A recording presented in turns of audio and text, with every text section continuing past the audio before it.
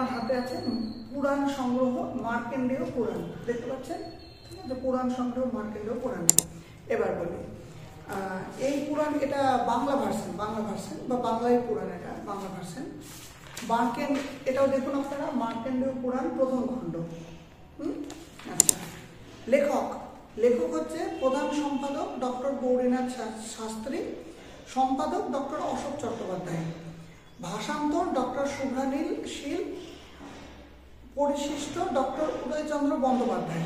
দেখুন আপনারা স্পষ্ট দেখতে পাচ্ছেন নামগুলো, লেখককে, সম্পাদককে, কে। ওকে, এবার মার্কেন্ডেয়, এগুলো হচ্ছে মানে কে সম্পাদক, যেগুলো নাম বললাম। ভাষান্তর মানে কে ট্রান্সলেশন, বাংলায় কে অনুবাদ করে, তার নাম।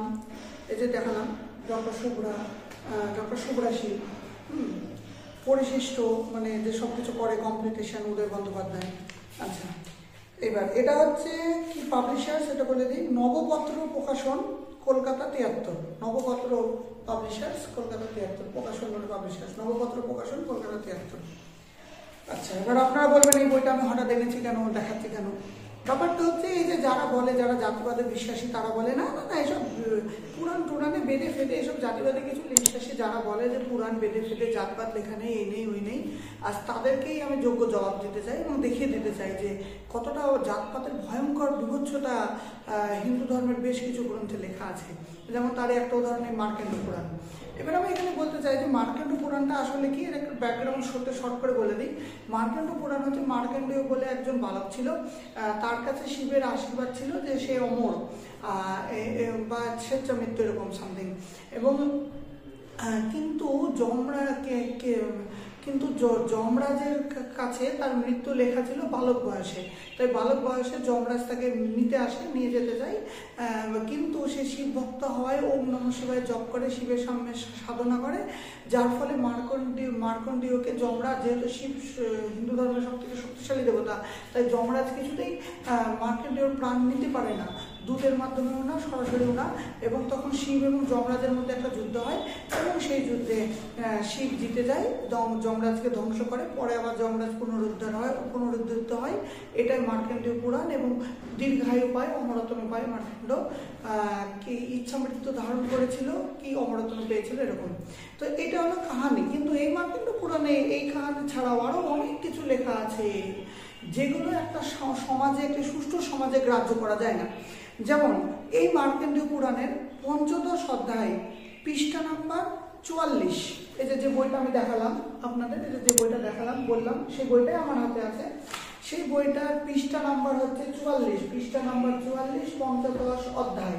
এখানে যদি আপনারা যান তাহলে দেখতে পারবেন কি লিখছে। যমদূত বলল, যে ব্রাহ্মণ নিচু জাতের লোকের কাছ থেকে দান গ্রহণ করে সে গধর্ব বংশে জন্ম নেয়।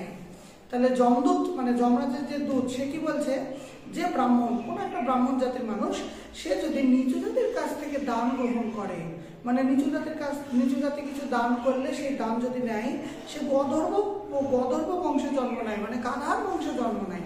এখানে মানে কথা চলছে কে কিরকম ভাবে পাপ করলে কে স্বর্গ পাবে, নরক পাবে, কে কি রূপে জন্ম নেবে পরবর্তী জন্মে, সেই কাহিনী চলছে এখানে।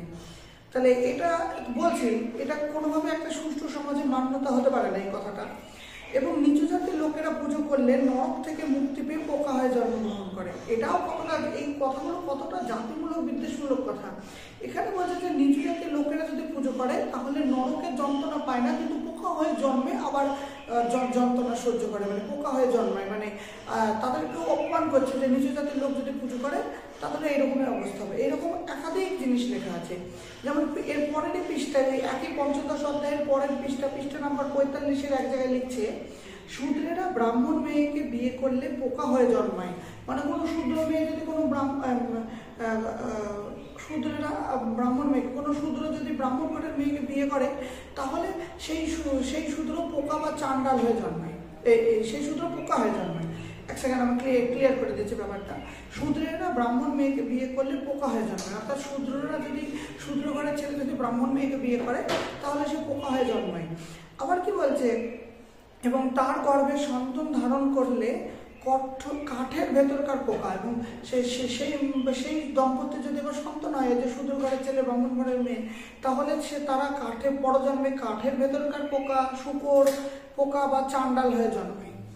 তাহলে এটা কত বড় জাতিবিদ্বেষমূলক কথা, যে একটা জাতির সাথে আরেক জাতির বিয়ে হলে তারা পোকা হয়ে জন্মাবে, কতভাবে ছোট করা হচ্ছে। আসলে কখনো তো মনে হয় এরকম ভাবেই, ওটা আমি পরে বলছি। আবার এটা চান্ডাল হয়ে জন্মায়। চান্ডাল একটা দলিত শোষিত বর্গের একটা সম্প্রদায়। চান্ডাল বা চন্ডাল এগুলো শিডিউল কাস্টের মধ্যে পড়ে বর্তমান। সেই জাতিটাকে ছোট করছে, মানে চান্ডালরা একদম নিকৃষ্ট জাতি, নিচু জাতি এরকম বলতে চাইছে, সেই চান্ডাল হয়ে জন্মায়। আর যে পুরুষ অকৃতজ্ঞ বা উপকার স্বীকার করে না, সে নরক থেকে মুক্ত হয়ে পোকা, কাঁকড়া, বিছা, মাছ, কচ্ছপ বা চন্ডাল জাতে জন্ম নেয়। এইখানে একটা প্যারাডক্স আছে, মানে একটা কনফিউজিং কথাটা বলছে, যে পুরুষ অকৃতজ্ঞ বা উপকার স্বীকার করে না, মানে যে পুরুষ অকৃতজ্ঞ, ভালো না, উপকার স্বীকার করে না, মানা গেল এতদূর, সে নরক থেকে মুক্ত হয়ে পোকা, কাঁকড়া, বিছা, মাছ, কাক, কচ্ছপ, মানে নরক থেকে মুক্ত হয়ে এইসবে জন্ম নেওয়া, মানে কি যে পোকা, কাঁকড়া, বিছা, মাছ, মানে কি যে মানে নরক যন্ত্রণা ভোগ করতে হলো না, ঠিক আছে, আরেক নরকে পড়বে, দিয়ে আরো বেদনাদায়ক জীবন পাবে, বা চন্ডাল জাতে জন্ম নেয়। এইখানে এই কথাটুকু যদি এই চন্ডাল কথাটা না লিখতো এই লাইনে, তাহলে এই কথাটুকু একদম ঠিক ছিল, যে যেসব পুরুষ অকৃতজ্ঞ, উপকারী না, তারা নরক না গিয়ে পোকা টোকা রূপে জন্ম নিচ্ছে, কষ্ট সহ্য করছে, ঠিক আছে, মানে এটা পদ, এরা পাপি এক প্রকার, কারণ এরা তো কৃতজ্ঞ স্থাপন করছে না উপকারের, মানা গেল। দিয়ে বলছে বা চন্ডাল রূপে জন্ম নেয় কেন? চন্ডাল তো একটা মানুষের শ্রেণী, এরা অসহায় সম্প্রদায়, এটা দলিত, এটা শিডিউল কাস্ট, তাদেরকে হিন্দু করছে, তারা সব থেকে নিকৃষ্ট, তাই বলতে চাইছে চন্ডালে জন্ম নেয়। তাহলে এটা তো জাতিবিদ্বেষমূলক কথা না, এটা ন্যায়ের আলাদা অন্যায় করা হচ্ছে। অস্ত্র ছাড়া পুরুষকে মারলে রাক্ষস হয়ে জন্মাতে হয় কেন? কোনো সবসময় যে পুরুষকে অস্ত্র দিয়ে মারতে হবে এটা তো নয়। কোনো পুরুষ যদি অপরাধ করে, ভয়ঙ্কর অপরাধ বা আত্মরক্ষার্থে আমি অস্ত্র ছাড়াও তাকে মারতে পারি, তাহলে এখানে কি করে রাক্ষস রূপে জন্ম হতে হয়? এই রাক্ষস মানে হচ্ছে সবসময় ডেমনটা নয়, এগুলো আমাদের সিরিজ বেরোচ্ছে, তাতে আপনারা দেখলে বুঝতে পারবেন যে রাক্ষস, দেব, দানব, দাস, দস্যু, রাক্ষস, এগুলো এই দেশেরই যে সমস্ত আর্যরা আসার আগে যে অনার্য মানুষরা থাকতো, আদিবাসীরা থাকতো, তাদের বিভিন্নভাবে ভাগ করা হয়েছে সেই মানুষদেরকে এইসব নাম দিয়ে। যেমন অসুর একটা ভাগ, আপনি বলবেন অসুর মানে তো রাক্ষস, কিচ্ছু নয়, অসুর এখনো আছে ঝাড়খণ্ড, দক্ষিণ ভারতে, উড়িষ্যার দিকে, ঝাড়খণ্ডে বিশেষ করে, পশ্চিমবঙ্গের পুরুলিয়া, ঝাড়খণ্ড, এই সমস্ত অঞ্চলে প্রচুর অসুর জাতের মানুষ দেখতে পারবেন এখনো। তাদের জাতিটাই হচ্ছে অসুর, তারা একটা আদিবাসী সম্প্রদায়। এই জাতিটাকে অসুর বলে রাক্ষস হিসাবে এরা চালিয়ে দিয়েছে, দিয়ে এই জাতিটাকে এরা একে একে হত্যা করে নির্মম অত্যাচার করেছে আর্যরা, মানে ব্রাহ্মণ, বৈশ্য, ক্ষত্রিয়, ব্রাহ্মণ, ক্ষত্রিয়, বৈশ্য, বর্তমানে যারা জেনারেল কাস্ট হিসেবে পরিচিত, তারাই আর্য আক্রমণকারী, তারাই এই দেশে এসে দেশের ইতিহাসটাকে এবছর করে দিয়েছে। সমস্ত জেনারেল কাস্ট যে খারাপ তা নয়, যারা জাতপাতে বিশ্বাসী তাদের কথা বলছি। এই সমস্ত আর্যরা এসে এই জিনিসটা করেছে, এরকম এইভাবে অসুরদেরকে ধ্বংস করেছে। আসলে অসুর কিছুই না, মানুষ। এখনো আপনি যদি ঝাড়খণ্ডে, পুরুলিয়ায় যান দেখতে পাবেন। আচ্ছা, তো এইভাবে ছোট করছে, মানে হয় হ্যাঁ। তো এই যে জিনিসগুলো, এটা একটা মানসিক সুষ্ঠু সমাজের বই হতে পারে না, আমি সেটা বলেছি। যে লিখক এই বইটা, এই হচ্ছে কথা। এই বইটা যারা লিখেছে, যারা জাতিবাদে বিশ্বাসী এবং তারা ব্রাহ্মণ্যবাদী, জাতিবাদী, একটি মানে ব্রাহ্মণ্যবাদী মানে কি সব ব্রাহ্মণের যে জাতিবাদী তা নয়, কিন্তু যে সমস্ত ব্রাহ্মণরা জাতিবাদে বিশ্বাসী সেই সমস্ত ব্রাহ্মণদের মতবাদকে আমরা ব্রাহ্মণ্যবাদী বলে থাকি। কারণ এটা হচ্ছে এক প্রকার মানে যে সমস্ত মানুষরা জাতিবাদে বিশ্বাসী এবং ব্রাহ্মণদের লেখায় সমস্ত বেশিরভাগই বই, বেদ, পুরাণ, সমস্ত কিছু, তাই ব্রাহ্মণ্যবাদের মধ্যে জাতপাত আছে, ধরা আছে। সব ব্রাহ্মণের যে জাতিবাদে বিশ্বাসী তা নয়, কিন্তু ব্রাহ্মণ্যবাদ জাতিপাতিকেই সাপোর্ট করে। সেই জন্য এই সমস্ত যে গ্রন্থ আছে, এই সমস্ত গ্রন্থগুলো একটি সুস্থ সমাজের গ্রন্থ হতে পারে না। কারণ এখানে কি বলছে? এখানে বলছে তুমি ছোট জাতের থেকে দান নিলে, প্রথম কথা জাতের ছোট বড় হয় না, সংবিধানে কোথাও নাই। আর শিডিউল কাস্ট মানে হচ্ছে তপশিলি বা নির্ধারিত জাতি, শিডিউল ট্রাইব মানে তপশিলি বা নির্ধারিত উপজাতি, আর জেনারেল কাস্ট মানে হচ্ছে সাধারণ জাতি। তপশিলি মানে হচ্ছে লিস্টেড বা তালিকাভুক্ত, ওটা শুদ্ধ বাংলা। তাহলে তালিকাভুক্ত বা নির্ধারিত জাতি, তালিকাভুক্ত বা নির্ধারিত উপজাতি, শিডিউল কাস্ট শিডিউল ট্রাইবের ফুল ফর্ম। আর জেনারেল মানে সাধারণ জাতি, কোথাও উঁচু নিচু লেখা নেই, কিন্তু ধর্মে উঁচু নিচু করা আছে, ব্রাহ্মণ ক্ষত্রিয় বৈশ্যরা উঁচু আর শূদ্ররা নিচু এরকম করা আছে।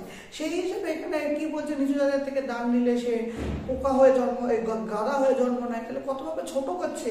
ব্রাহ্মণের ঘরের মেয়েকে যদি কোনো শূদ্রের ছেলে বিয়ে করে তাহলে তাদের এই শাস্তি হয়, এই শাস্তি হয়। তাহলে এটা একটা সুষ্ঠু মানুষের, একটা সুষ্ঠু সমাজে, যেখানে সমাজকে সমস্ত রকম জাত, সমস্ত রকম মানুষকে নিয়ে একটা সুস্থ সমাজকে চলতে হয়, সেখানে এই বইটা একটা সুস্থ সমাজের জন্য কি করে হতে পারে। এখানে জাতিবিদ্বেষমূলক জিনিস লেখা আছে। এই বইটা সমস্ত সমাজের জন্য তো প্রযোজ্য হচ্ছে না, সকল শ্রেণীর মানুষের জন্য। এটা একটা ডিসক্রিমিনেশন। এটা একটা যারা ফরওয়ার্ড ক্লাস আছে, অর্থাৎ জেনারেল কাস্ট আছে, বা যারা সমাজে উঁচু জাতি হিসাবে পরিচিত সমাজের নিয়ম অনুযায়ী, জাতির উঁচু নিচু হয় না, তাদের ক্ষেত্রে এটা একটা প্রিভিলেজ। কিন্তু যারা অবহেলিত শোষিত সমাজ, তাদের ক্ষেত্রে এই বইটা তো অভিশাপের সমান, তাই না? এটা একটা সুষ্ঠু সমাজের বই কি করে হতে পারে? আর দ্বিতীয় কথা, যারা বলেন যে জাতিবাদ নেই হিন্দু ধর্মে, তাদেরকে আমি এটা একটা প্রমাণ দেখালাম, প্রমাণ যে নেই। তাহলে এই জিনিসগুলো লেখা আছে কেন? এগুলো হাইড করা হয় সমাজে, এগুলো এসসি এসটিদের, অবহেলিত শোষিত সমাজেরকে দেখানো হয় না, দিয়ে হাইড করে তাদের সেই সমস্ত নীতিগুলোকে, যেখানে কুসংস্কারগুলোকে, নীতিগুলোকে, যেখানে জাতপাত আছে তার মধ্যে তাদেরকে ইনভলভ করে নেয় এসসি এসটিদেরকে। এইভাবে সত্যকে আড়াল করা হয়। তো আমার এটাই অনুরোধ, জাতিবাদী থেকে আপনারা সবাই বিরত থাকুন এবং এই সমস্ত জাতিবাদীমূলক জাতিবাদীমূলক গ্রন্থ থেকে বিরত থাকুন এবং সত্যতা সবাইকে জানান, এবং এইভাবে একটা আলোড়ন এবং জাগরণ সমাজে তৈরি হোক। নমস্কার।